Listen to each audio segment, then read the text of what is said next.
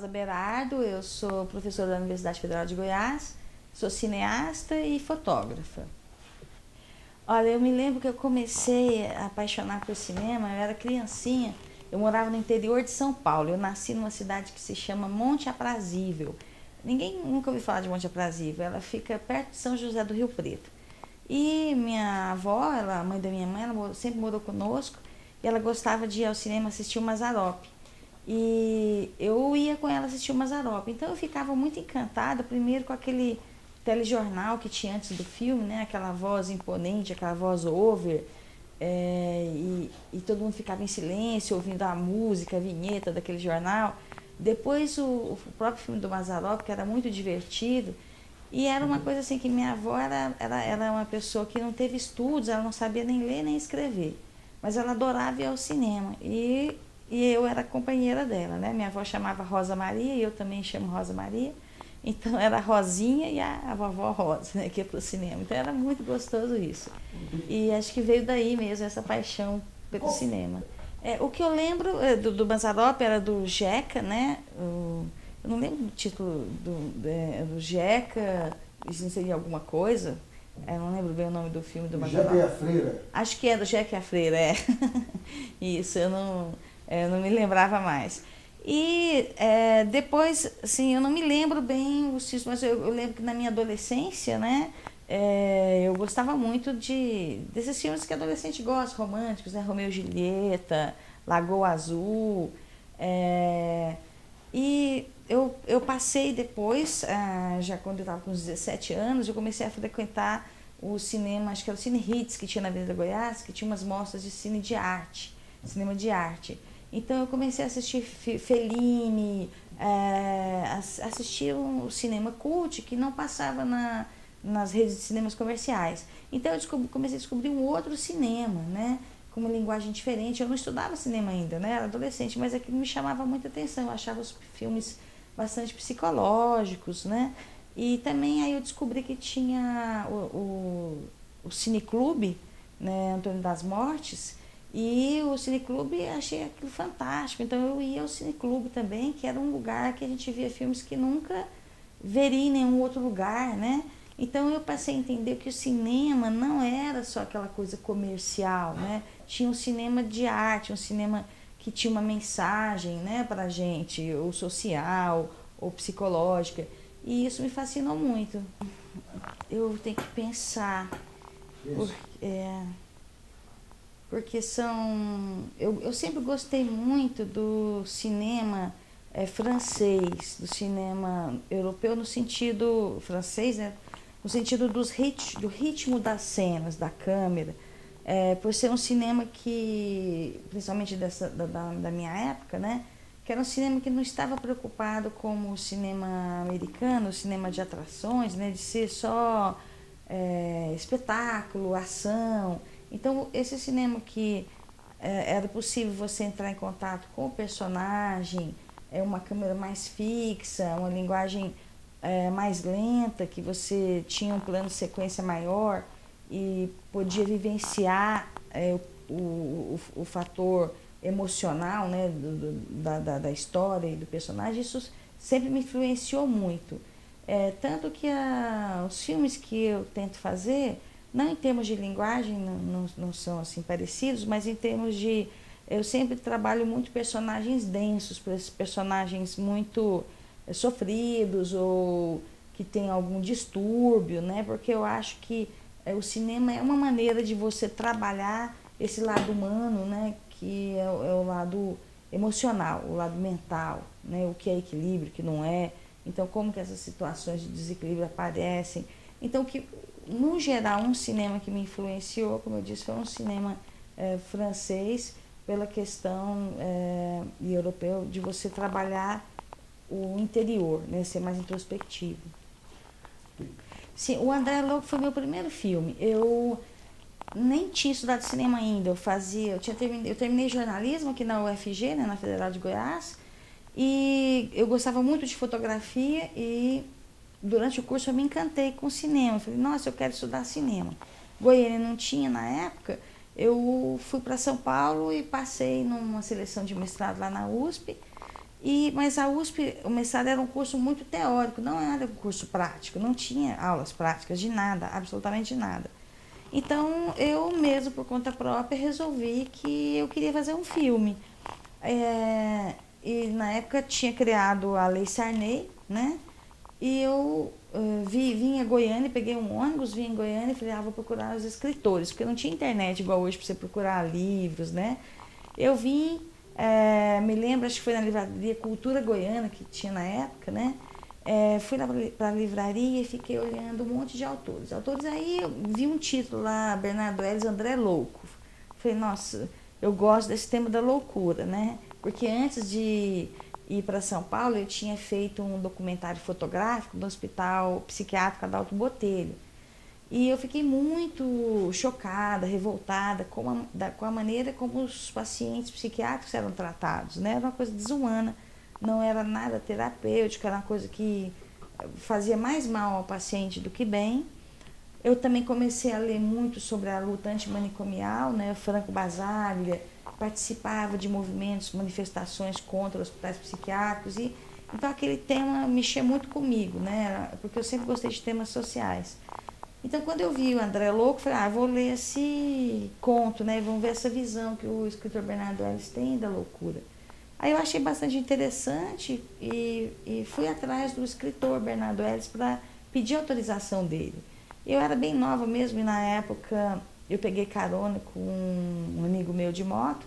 Ele me levou para a casa do Bernardo Ellis, eu cheguei toda descabelada, né? Lá, novinha, tinha uns 25 anos e 26 anos. E ele me olhou assim e falou, nossa, mas você é corajosa, hein? Você vai fazer esse filme aqui, você vai me pedir autorização? Eu falei assim, nossa, professor Bernardo Ellis, eu fico assim, preocupada, mas o senhor pode confiar em mim, o senhor quero que o senhor acompanhe, que o senhor fale, se o senhor não estiver gostando, né? Que o senhor fique à vontade para criticar, para eu poder tentar fazer, né? Mas o senhor pode ter confiança que eu vou me esforçar muito, eu vou tentar fazer o melhor que eu puder, né? E ele foi muito generoso, simpático, brincou assim comigo e deu autorização, né? E aí eu inscrevi nesse concurso que era a Shell, era um dos patrocinadores da Lei Sarney na época, e eu consegui uma pequena verba, né, para fazer o filme. Então eu nem acreditava, né? Eu pensava, gente, mas deu certo, né? E aí foi aquela loucura para a produção, né? Voltei para Goiânia, tentei trazer o dinheiro para cá. Eu precisava de uma conta de uma instituição sem fins lucrativos para pôr o dinheiro. Eu pedi a autorização para a Secretaria de Cultura de Goiânia da época, isso em 89. A Secretaria de Cultura não aceitou receber o dinheiro, não emprestar a conta. Eu ia deixar um dinheiro para eles e depois eu usava, né? Aí, como não teve jeito de usar uma conta de Goiás, um professor meu da USP, ele tinha uma produtora e ele falou, não, eu contei a história, ele falou, não, Rosa, que isso, usa a conta da nossa produtora. E acabou que a produtora dele que produziu o filme então, né? E como em Goiânia não tinha onde alugar iluminação, essas coisas, a gente alugou os equipamentos da Quanta em São Paulo, conseguiu uma parceria também nos descontos, né?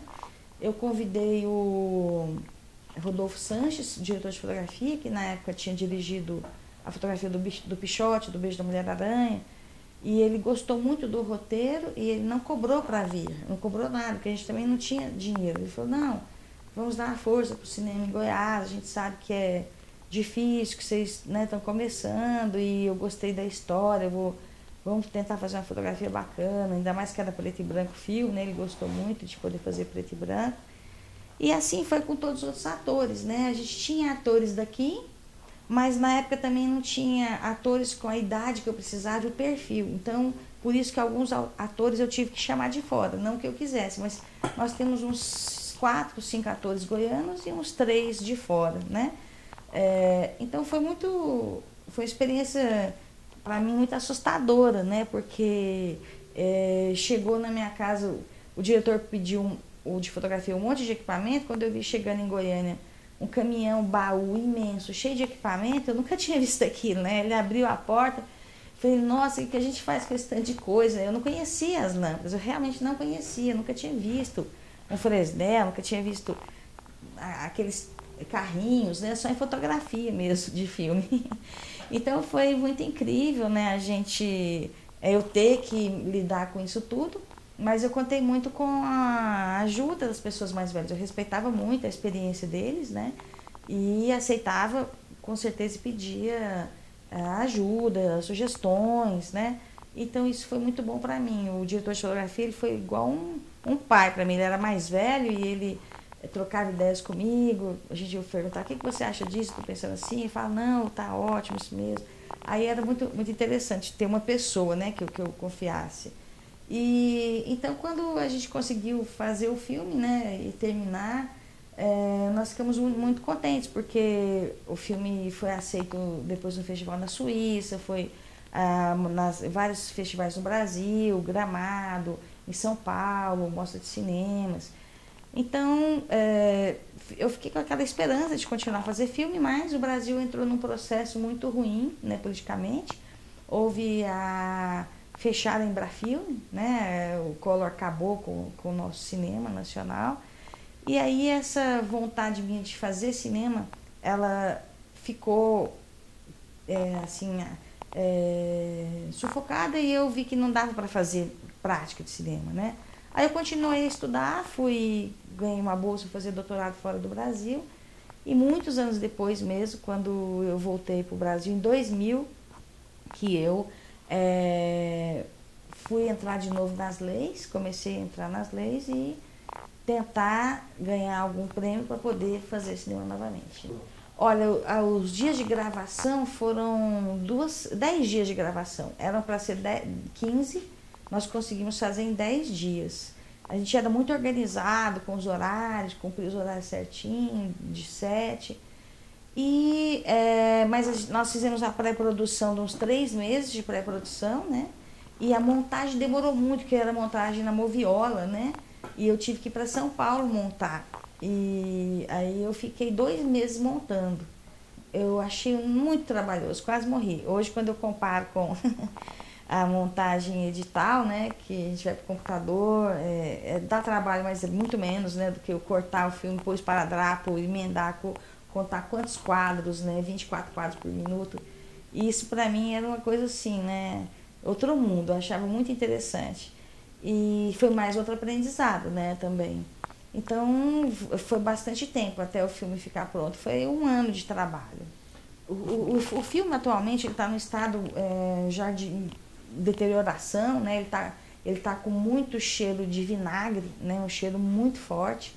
E o som do filme, eu acho que foi afetado, não está bom o som.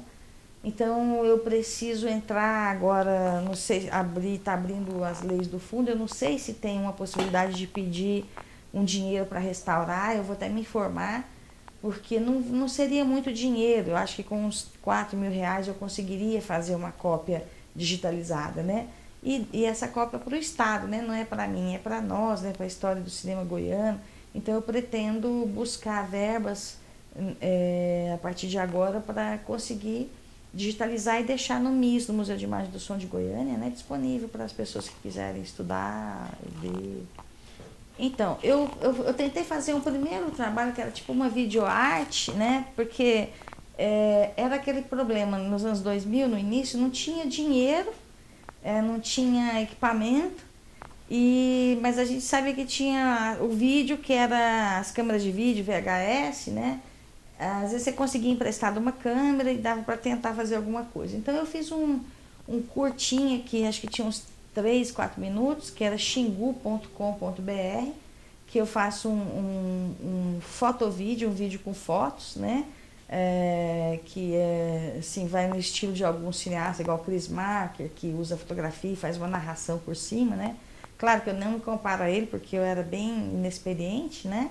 Mas ele foi exibido no primeiro FICA, junto, acho que até você estava lá, tinha filmes seus, né? Então ele foi exibido e já foi bacana, porque não era nada de concorrer, era poder mostrar, porque se incentivava muito os cineastas goianos, né? A gente não tinha, primeiro não tinha um cinema goiano, não tinha onde mostrar. E só o fato de você poder projetar o filme já era bacana, te dava vontade de continuar a produzir, né? Então, aí depois disso, eu realmente comecei a tentar produzir mais alguns trabalhos, e o primeiro trabalho eu fiz em 2006, quando eu cheguei também, eu fui fazer o pós-doutorado no Canadá, eu cheguei e fui fazer um filme na escola da minha filha. Minha filha estava com 10 anos e eu peguei o mito do Romãozinho, né? O Romãozinho, na verdade, eu fiz ele 2 vezes. Eu fiz o Romãozinho lá na escola com as crianças e fiz o Romãozinho depois que eu ganhei um prêmio, fiz um outro Romãozinho, um prêmio na Lei de Incentivo. E aí foi interessante que era só eu, né? Eu chamei meu sobrinho que trabalhava comigo, eu e ele, que era a equipe inteira, éramos nós dois, né? Fazendo som, câmera, aquele tanto de criança, de dirigir.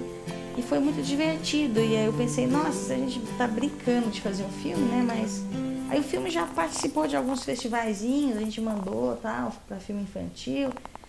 E aí eu pensei, nossa, aí começaram a abrir as leis de incentivo. Aí quando as leis começaram, eu resolvi começar a me inscrever, né? E algumas vezes dava certo, conseguia algum prêmio. E foi quando em 2013, 2011 ou 13, eu ganhei um dos prêmios que eu fiz, Um Sol de Jacaré, que é um filme infantil também. E que era uma mistura de animação com ficção. Foi quando eu comecei a me interessar por animação. E eu vi que eu gosto muito de animação. Eu acho que a animação é um universo que você... se o cinema é fantástico, a animação para mim é ainda mais fantástico, né? Porque na ficção, com personagens reais, você pode inventar um monte de coisas, principalmente agora com os efeitos especiais. Mas isso é limitado para nós, para um cinema goiano local, porque a gente não tem dinheiro para efeitos especiais, para inventar algumas mágicas ali, né? Mas a animação tudo é possível. Então o desenho, né? Você desenha, apaga, faz, inventa o cenário, inventa a história. Então isso me fascina muito na animação, essa possibilidade de ser imaginário, ele ficar totalmente solto. E eu gosto muito do público infantil, eu lido muito bem com criança. Então eu tenho trabalhado mais ultimamente nessa área, né? É interessante isso, realmente eu trabalho muito, eu valorizo muito a nossa cultura local. Eu me identifico muito com Goiás, não é porque eu não tenha nascido aqui, mas como eu fui criada aqui, né? Eu tenho muito amor pela cultura mesmo, por essa formação nossa, eu acho bastante rico. Então, e também acho bacana, enquanto artista, a gente poder mostrar, né, o estado, então essas riquezas que eu admiro. E o Sol de Jacaré, a preocupação dele, ele é um filme que eu mostro o cerrado, né? Então na verdade eu peguei um conto de uma escritora francesa, ela me autorizou a usar, que ela escreveu para os netinhos dela o conto, que era de uma mãe que tomava muito sol e virava um jacaré. Então era uma crítica à mãe, essa coisa da mulher se expor muito ao sol, forçar uma beleza, e também da natureza que essa questão da camada de ozônio que está totalmente destruída e que realmente faz mal, né? Então eu peguei e adaptei para uma temática, uma questão ambiental para criança, bem educativo o filme, né? Que eu faço uma crítica à monocultura da cana, que na época estava em pauta, quando eu fiz o filme, né? Era uma época que eu tinha até feito um documentário sobre a mão de obra escrava nas lavouras de cana, né? Você queimar a cana e emitir muito CO2 e estragar mais a camada de ozônio. Então, eu acabei jogando isso no discurso lá entre pais e filhos, né? As crianças alertando os pais consumistas, e tudo se passa em Goiás. A gente tem algumas cenas em Palmeiras de Goiás, tem cenas na matinha, nossa mata de Cerrado, né? O jacaré, que faz parte dos nossos rios. Tem uma cobra que aparece na cena também, né? Que ela é preservada, que é uma personagem muito cômica, que é a personagem Concessa, que eu gosto muito, né? Então, como o filme é para criança, ela assusta com a cobra, e ela assustou de verdade mesmo, que ela odiava a cobra, que ela tinha que tirar a cobra da cena com um pau, né? Então, foi uma cena muito hilária. A gente estava atrás das câmeras e a gente tentava não rir, mas era muito difícil, né? Então, a mensagem era assim, você preservar, né, o meio ambiente, e as crianças como as pessoas que têm mais consciência que os pais, né? Porque os pais, nossa geração é uma geração bastante consumista. Então, desculpa, o Sol de Jacaré com a Concessa foi nesse sentido. E os filmes que eu tenho feito já há 4 anos, eu estou fazendo os filmes da Cora Coralina. Cada ano eu tento um edital, né? Às vezes a Lei Goiás, e graças a Deus, por sorte, tem aprovado os roteiros, até aprovado bem, sempre aprova os roteiros com uma boa pontuação, o último foi em primeiro lugar. E estou no 4º filminho que eu adapto as poesias dela para a animação. Então eu pego trechos das poesias, como a poesia dela é em prosa, tem a Infância de Aninha, o primeiro filme, e a Chegada de Aninha, eles são exatamente quase que uma transcrição da poesia, eu só coloco na boca dos personagens, né? E Os Meninos Verdes também, que é um livro escrito por ela, né? E eu modifiquei um pouquinho, que eu fiz uma leitura ambiental no final do filme, dos Meninos Verdes, né? Mas como eu sei que a Cora Coralina era uma pessoa extremamente engajada com o meio ambiente, né? A família dela me autorizou, mas eu espero que ela não tenha ficado chateada de eu dar uma conotação um pouco mais ambiental para a história, né? E é esse filminho que a gente está contente, que ele tem ido para muitos festivais, e eu fico feliz porque eu sempre faço um número a mais de cópias, pelo menos umas 300 cópias que eu distribuo nas escolas públicas. E porque acho que a obra de Cora Coralina, né, ela precisa ser conhecida, e o cinema de animação para as crianças, para os adolescentes, ele é um instrumento que não gera uma resistência, né, no aprendizado. Então a gente tenta mostrar, já é uma escritora mundialmente conhecida, mas a gente faz um trabalhinho de formiga aí nas escolas, né, para levar. Então, é interessante, quem faz animação comigo o cenário e os personagens, os 2 primeiros filmes, o Infância de Aninha e Chegada de Aninha. O Infância, ele fala sobre todas as dificuldades que ela passou na infância, e a chegada é o nascimento dela, que ela também foi rejeitada, que os pais queriam um menino e veio uma menina. E já tinha muitas mulheres na família, então ela conta com muita tristeza isso nas poesias dela, né? Então a gente faz isso. Então esses 2 primeiros filmes, quem desenhou e animou foram 2 alunos meus do mestrado, que um já se formou, que são da Província Estúdio, que são ótimos, muito competentes, é o Yuri Araújo e o Guilherme Araújo. Eles não só desenham, mas eles animam muito bem. E o terceiro, como eles já estavam muito ocupados, eles só desenharam os cenários, e eu contratei 2 outros animadores que também são irmãos, que é o Felipe Pitombo e o Pedro Pitombo. Então eu mantenho sempre as mesmas pessoas. E uma coisa que eu acho muito bacana é que a voz da Cora Coralina, né, uma voz difícil, né, é o meu colega, o Júlio Van, que é um amigo que eu gosto muito, é um ator, cineasta aqui goiano, e ele que faz a voz da Cora. Então para nós foi uma surpresa o Júlio conseguir fazer uma voz que se assemelhava, né, à voz da Cora Coralina. E todas as pessoas são de Goiânia, todas as vozes são feitas por atores daqui, crianças daqui, né, que a gente sempre, quando é voz de criança ou das formiguinhas, eu uso criança mesmo, eu não gosto de adulto imitando voz de criança, né. E todos profissionais goianos, eu nunca mais trabalhei com profissionais de fora, não por nenhum preconceito, mas porque eu acho que eu tenho que valorizar os meus colegas, né? E acho que se o governo dá um dinheiro para a gente fazer filme aqui, se o máximo que você puder de usar de mão de obra local, né? É um respeito para que o cinema goiano realmente comece a crescer, né? Incentivar o mercado. Olha, é muito interessante. O filme de animação é o filme mais demorado que tem, né? Se você vai fazer um filme de ficção, é assim, claro, é muito trabalho. Você faz o roteiro, você treina os atores, você faz 1 mês de laboratório com os atores, mas você filma em 1 semana. Em 1 semana você consegue fazer um filme de 15 minutos, né? Filmar. Aí depois você tira mais uns 2, 3 meses para editar, pôr o som, música, e tá pronto. Agora a animação, ele é muito mais longo, porque você tem o processo anterior, que é de escrever o roteiro, depois decupar a história, porque a animação, você tem que trabalhar os mesmos movimentos de câmera, o ângulo, que você trabalharia num filme de ficção. Então você tem que estudar a cena, esse é o mesmo trabalho que eu teria para fazer isso com atores, né? Eu faço com desenho. E aí vem o trabalho do desenho mesmo e da animação, que é a animação 2D. Então são animações quadro a quadro, que tudo bem, a gente já tem programas no computador que podem acelerar isso mais, mas é um trabalho de animar. A minha equipe de animadores são 2 animadores, geralmente eles gastam 6 meses para animar 8 minutos de filme. Então isso aí foi só a fase da animação. Aí antes eu gravei as vozes, eu decupei, né? Depois que que eles terminam, eu passo para uma pessoa do som que vai sincronizar os ruídos e a música, né? A voz já é sincronizada quando está animando.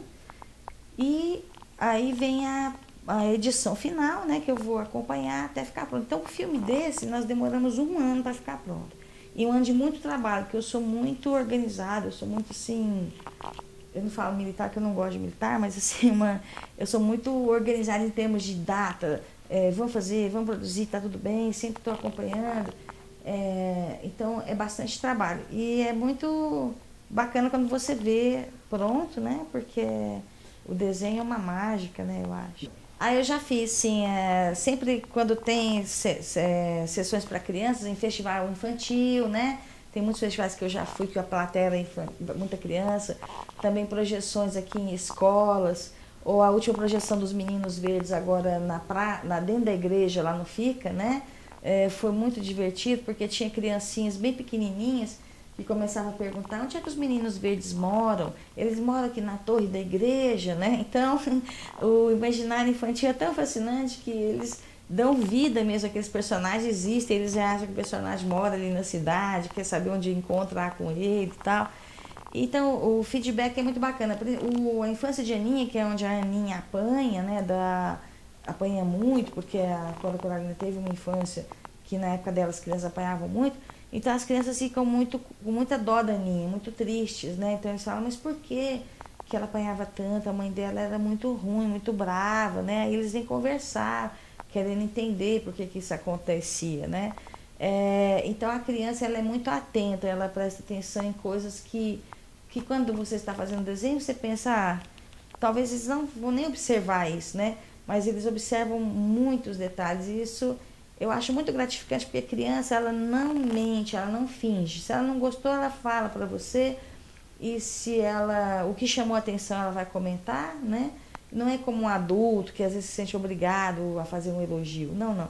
A criança ela é espontânea e ela na verdade não vai elogiar o filme, ela vai entrar na história. Ela vai falar da vida do personagem. Então você vê se o personagem realmente tocou a criança, né? Se ela se identificou com aquele personagem. Eu acho isso muito mais interessante do que alguém falar o filme é bom ou é ruim, né? É bom ver se o filme marcou, se ele deixou uma mensagem. E com as crianças a gente consegue ver isso. Quando eu tive a ideia em 2000, junto com o pessoal da Caravídeos, da gente criar a primeira escola de cinema de Goiás, a Scopus, né? Qual era a nossa expectativa, né? Na verdade, era juntar as pessoas que eram amantes de cinema, cinéfilos, né? Que queriam fazer filme, que queriam se expressar através da imagem, e juntar essas pessoas e colocar ferramentas nas mãos delas para que isso pudesse facilitar esse caminho, né? Porque, assim, essa pergunta é importante. Cinema se aprende na escola? Eu acho, assim, que arte, né? A arte não se aprende apenas na escola. Há pessoas talentosas, né, sensíveis, que ela é capaz de ver o mundo e representar esse mundo a partir do ponto de vista dela, sendo num desenho, numa poesia, num conto, numa música. Ela pode traduzir a emoção do mundo numa música, ela pode traduzir isso, pegar uma câmera de celular fotográfica e fazer umas fotos celulares lindas, né? E pode fazer filmes também, né, desde que ela consiga um equipamento de filmagem, seja um celular ou seja uma câmera simples, né?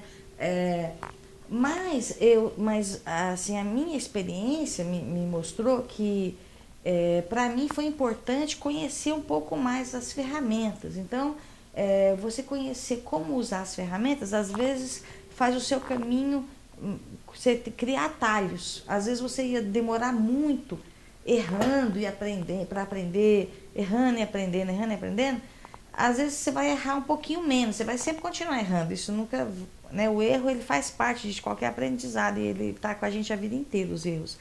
Mas se você tem pessoas mais experientes que possam te dizer, olha, você pode fazer de tais e tais e tais maneiras e você pode escolher a maneira de fazer. Eu acredito que isso ajuda muito. Então, quando nós pensamos numa escola, né, e na época eu montei a grade do curso, eu pensei, bom, eu vou procurar algumas disciplinas básicas que podem ajudar o aluno, né, como roteiro, como linguagem cinematográfica, como a fotografia no cinema, o som no cinema, o cinema documental, para as pessoas começarem, né, os primeiros passos, depois continuarem, porque era um curso de 1 ano, e 1 ano não é muito tempo, né? E mesmo cursos de 4 anos você não aprende tudo. Então era mais o que? Era mais um estímulo, você jogar, ó, o cinema é isso, existe isso, você pode fazer, você é capaz de fazer, vai atrás, né? Começa aí a fazer sua prática e acredita que dá certo, né? Isso foi interessante porque na Scopus nós tivemos muitos alunos que a partir de lá começaram a fazer cinema, que foi a Simone Caetano, né? Simone Caetano não fez faculdade de cinema. Eu me lembro que ela era produtora, trabalhava com publicidade, e eu tive um filho, uma vez eu encontrei no FIC, falei, Simone, nós estamos com curso lá na Scopus, você deveria se inscrever, você tem um perfil de cineasta. Ela falou assim, ah, é, Rosa? Eu falei, vai. Aí ela foi, né? E é uma pessoa que eu admiro, que tem um trabalho muito bacana do cinema goiano, né? A Joelma Paz foi minha aluna lá da Scopus, o Carlos Cipriano, o Sérgio Valério, e eu adorava que eles já começaram a fazer uns filmes underground, mesmo lá, né? E eu ficava extremamente entusiasmada e feliz, né? Então foram muitos alunos. O Amarildo Pessoa também, ele começou a fazer um vídeo arte dele, foi lá durante a Scopus que ele fez, ganhou um monte de prêmios já. Então, assim, uma escola sem pretensão, mas qual era a nossa pretensão? Era o amor, só o amor pelo cinema, não existia outra pretensão. A gente não tinha um dinheiro, nós fizemos a sala de aula no subsolo da Cara Vídeo, da Cara Locadora, era lá em Aparecida de Goiânia, eu falo lá porque antes não estava nem pertinho, era mais longe Aparecida, né? E o pessoal criticava, que horror, vocês vão fazer em Aparecida, é longe, não tem nem ônibus. Mas a gente não tinha dinheiro para alugar nenhuma sala. E lá não pagava aluguel, né? Então foi assim, muito sacrifício, mas puxa, uma felicidade imensa de ver que a Scopus, ela plantou uma sementinha, né, nas pessoas e saíram tanto de cineastas bons e hoje são professores, né, que era uma pós-graduação. Esses meninos, o Carlos Cipriano, ele entrou para dar aula na UEG pela pós-graduação da Scopus. A Simone Caetano também foi com o diploma da Scopus, que ela passou para dar aula na UEG como substituto. Enfim, vários professores entraram na faculdade, né, como mestres, como professores, a partir dessa pequena formação que nós demos, né? Então isso foi muito bacana. Então, o Travessia, ele é um filme que ele veio da... Eu faço análise, né? Eu sempre gostei muito de psicologia, sempre estudei muito psicanálise e sempre tive um acompanhamento psicanalítico que eu acho muito interessante. E numa das conversas que eu estava tendo com a minha analista, ela me falou, Rosa, tem um livro, você que gosta de cinema, tem um livro, um conto de um psicanalista de Brasília, que é muito interessante, que se chama Travessia. E nesse conto é verdadeiro, ele só fez uma adaptação de uma história verídica, de uma família que morava na fazenda e contou a história, né? Que os filhos tinham uma determinada deficiência de aprendizado e tal, o pai vai trair a mãe e eles acabam se unindo, a família toda, para matar o pai, então é um parricídio. E aí ela me explicou, a gente entrou na discussão freudiana, né, dessa questão do pai, né? Por que matar o pai, essa simbologia de matar o pai, né? Que é a primeira revolução contra a ordem estabelecida, né? O pai é a lei, né? Então os filhos se revoltarem contra o pai para acabar com a lei, né? Então eu achei muito interessante a abordagem do conto, né? Ainda por ser verdadeiro, eu falei, nossa, que coisa estranha, essa história é muito forte, né? Até eu pensei, difícil fazer isso, porque é difícil, todos nós temos essa coisa do pai herói, né? Você lidar com a imagem do pai, você vai fazer um filme que você mata o pai, né? Então era uma coisa assim pesada também. E eu convidei a psicanalista e um outro terapeuta, os dois, para me ajudarem a fazer o roteiro, para ter essa consultoria, porque eu tinha o conto. Então eu fui criando a história e eu ia perguntando para eles, que eu tinha muito medo de fazer bobagem ao nível psicanalítico, porque eu não sou psicanalista. Então foi muito bom o acompanhamento deles, essa parceria no roteiro, porque houve bastante cuidado, né? Pelo menos assim, cientificamente, para não sair do que seriam as teorias freudianas. E aí o roteiro foi aprovado nas leis de incentivo e a gente ficou bastante satisfeito também e fomos filmar. Eu sempre filmo aqui em Goiás, né? Goiás, a cidade de Goiás para mim é engraçada. Eu filmei o André Louco lá, filmei o Travessia. As animações são todos cenários de Goiás. Eu tenho assim, eu gosto muito de Goiás, né? E aí foi filmado lá no interior, numa fazenda ali perto. E é um filme bastante forte mesmo, porque ele é muito dramático e tem pessoas que saem do cinema com raiva do filme, raiva de mim, né? Porque eles falam assim, que absurdo, né? Que absurdo, como é que faz um filme que mata o pai, né?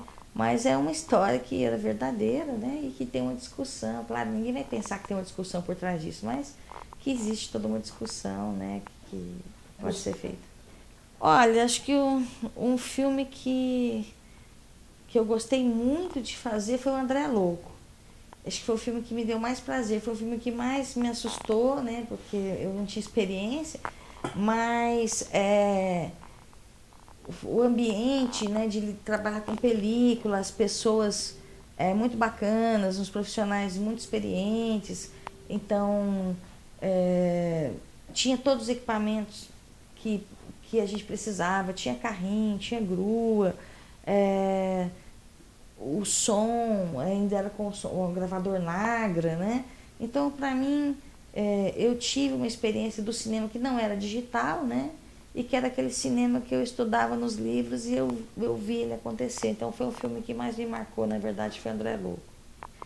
O cinema, para mim, ele é uma fábrica de realidade, não é uma fábrica de sonho, porque no cinema você sonha com uma realidade que você quer ela melhor às vezes, né? Ou você quer fazer uma crítica à realidade. Então você reconstrói através das imagens uma representação falsa, né, da realidade, você reconstrói. Então acho que no cinema você pode apontar os erros do ser humano, né? Você pode mostrar o lado ruim, escancarado no personagem. Você pode mostrar também o lado bom. Você pode punir os personagens ruins. Na vida real você não consegue. Nós somos muito impotentes, né? Na nossa sociedade, a sociedade do poder, do dinheiro, da corrupção. Então, no cinema é um ambiente que você lida de uma maneira fantasiosa com a realidade, né? E acho que os cineastas, eles são os eternos insatisfeitos, né? E por isso que a gente brinca de ser Deus, né? De recriar o mundo, né? Então, para mim, o cinema é uma maneira de questionar o mundo e apontar as coisas que eu acho que são boas ou ruins.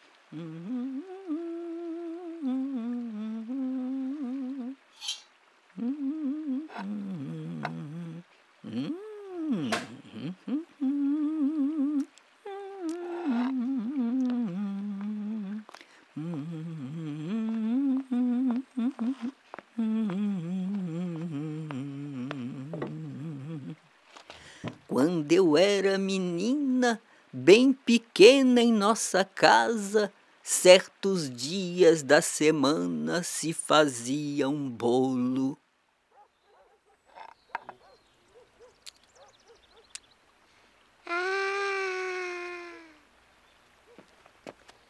O bolo não é para você, não.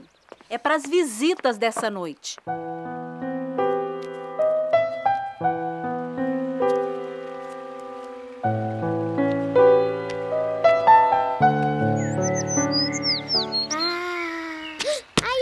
Levanta, molenga! Essa pandorga cai o tempo inteiro.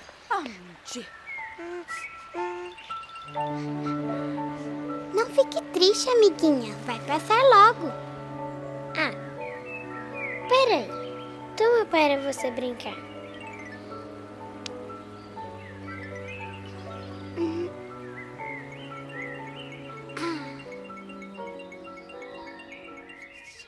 Aninha, sente-se logo na sua carteira para não atrapalhar a aula.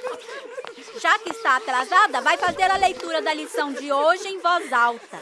Abra a sua cartilha na página 23.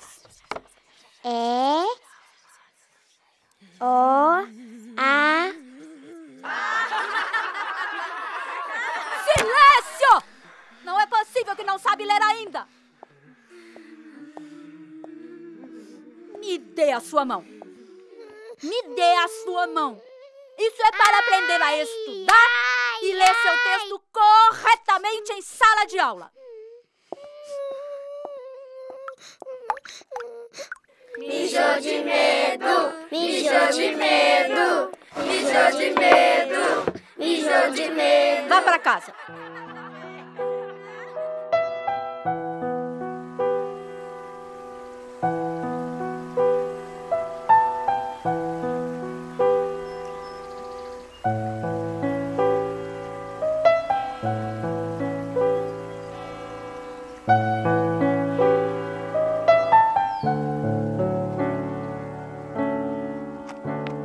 Mestra Silvina me deu com a palmatória. Você merecia apanhar.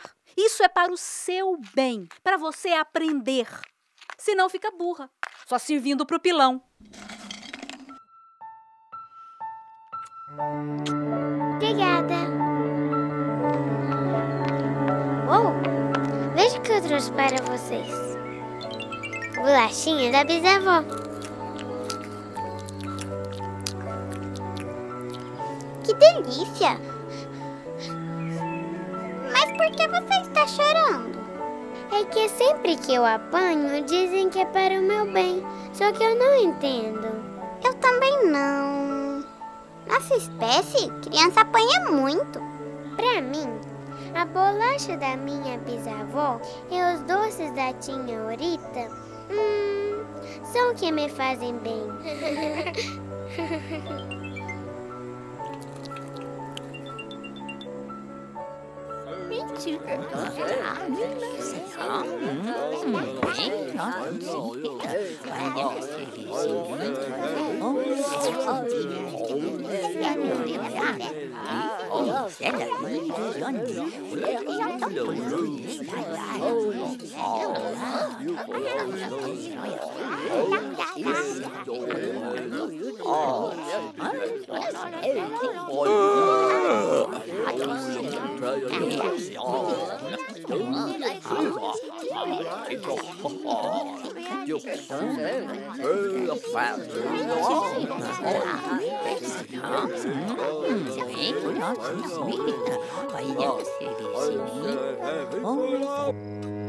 É isso que dá criança ficar ouvindo conversa de gente grande. Dormiu na sala. Já pra cama.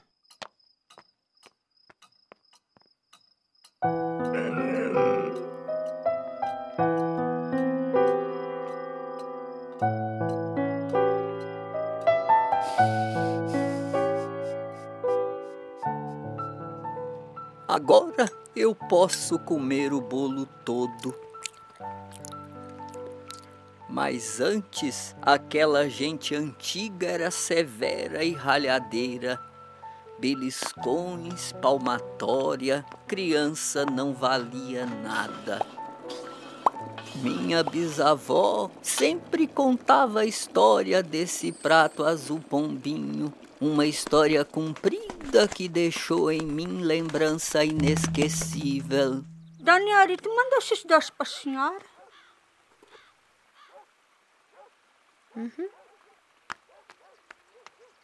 Que bom. Esse prato é o último sem quebrar de uma coleção de 92.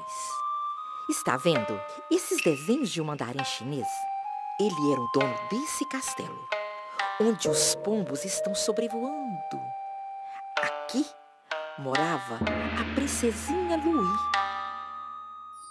A princesinha Louis fugiu para se casar com um plebeu que ela amava, mas seu pai queria que ela se casasse com um homem muito rico que Louis nem conhecia.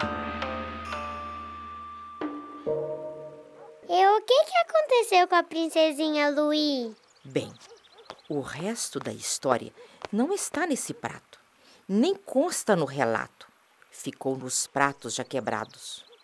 Por isso, com esse prato, tome cuidado.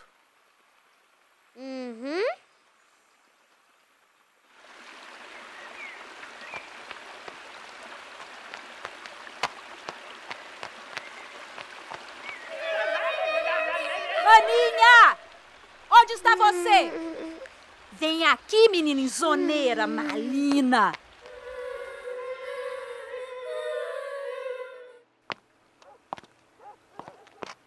O que aconteceu? Você quebrou o prato azul pombinho da sua bisavó. Uma relíquia de família.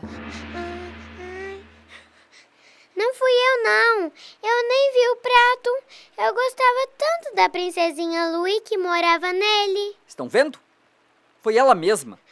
Por isso que chora desenfreada. Essa menina é tão idiota que nem deveria ter nascido. Ai, ai, ai.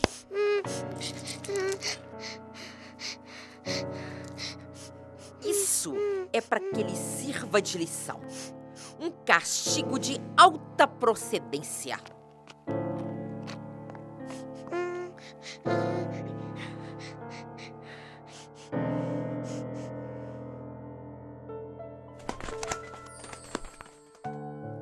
Criança no meu tempo não valia mesmo nada.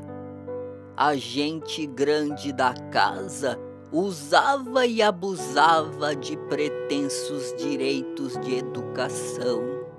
Hoje tudo tomou uma outra dimensão. Nas minhas noites de autógrafos está sempre presente minha escola primária. Mas queira ou não, através dessas lembranças, volto a ser Aninha, aquela em que ninguém acreditava.